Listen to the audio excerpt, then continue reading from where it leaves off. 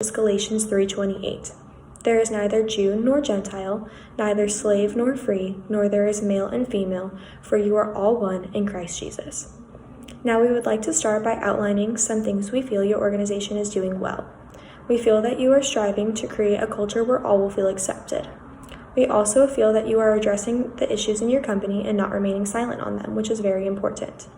We also want to commend you on being the only original staff member, which is proving your loyalty to your organization. We also want to thank you for being the lead pastor and being committed to all of your faith and spiritual beliefs. We did find a few problems that we would like to address with you. The first is that the church needs to make more money for monthly expenses. Another is that churchgoers would like to see an increase of cultural representation during services. The third one is that there is a high turnover rate within this nonprofit. And the last is that there are several internal disagreements. Right, so the reason we see this as the most pressing issue is because through our own data research, we've actually seen an increase in the number of multiracial churches in the United States. And a Baylor University study actually found that from the year 1998 to 2012, there has been a 6 to 12% increase in the number of multiracial congregations in the United States.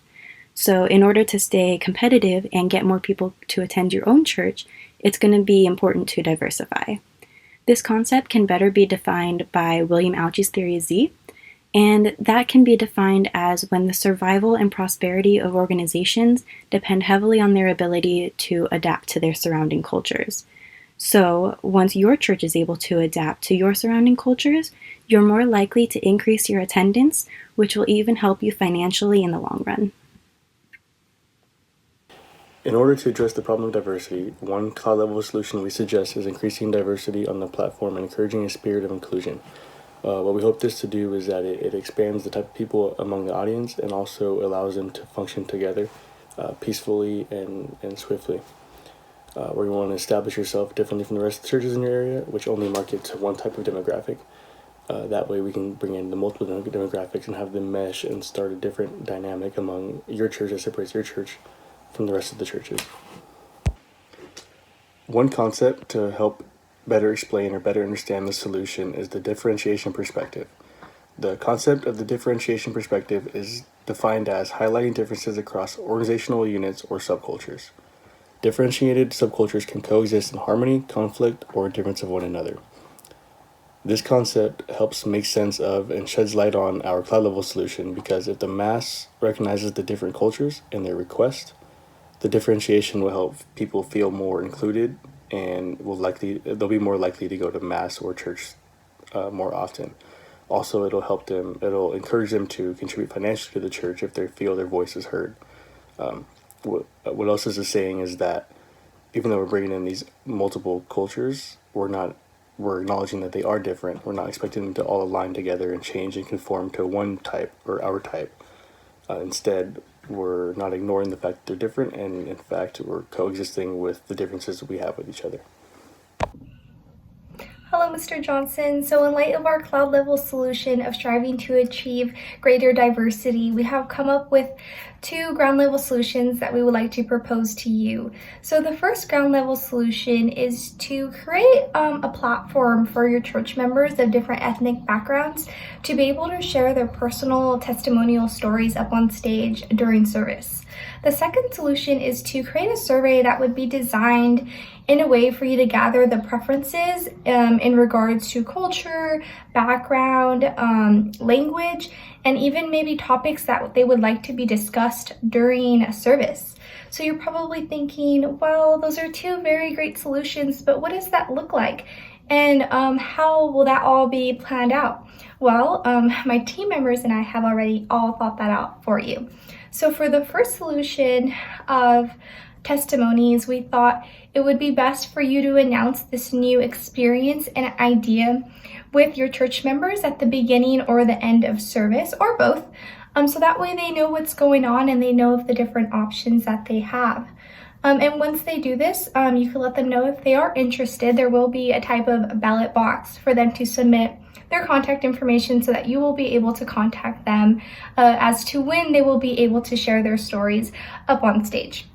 And for the second solution of the surveys, For that, we have actually created a survey for you already. You will see that behind your outline, and we did attach the Google form link, so that way if you would like to edit, add, or take away anything, you are more than welcome to do so. But what we see with that survey is that we would like to see it either at the entrance or the exit of the church, and so that way they have a little station to fill it out. And then there will be a pile of turn-ins. So once it's completed, they just put in the turn-in pile. And this is also something that you could announce at the beginning or at the end of service, so that they know that they also have this opportunity for their voices to be heard. So Mr. Johnson, in order to strive on that level of inclusivity and encouraging diversity, we have come up with a timeline that we think will suit you best in the coming days, weeks, and our months. So what we would really like for you to do, Mr. Johnson, is to really promote the survey and the testimonies. Let your church members know that you really want to hear their voice and know what it is that they would like. And you really want to hear their stories. Those testimonies are going to be very important to you and your church members. You guys are going to be able to learn about different cultures and backgrounds, and maybe some issues that they've overcome racially, or some positive outcomes that have really made them successful because of their culture and who they are.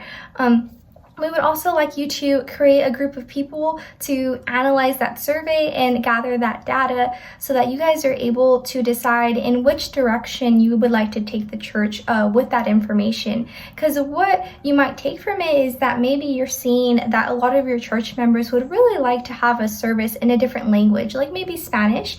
You guys could kind of incorporate that language once a week and have a service in Spanish. That would really be great and really touch the hearts of your church members to see that you are inclusive and taking their opinions into consideration.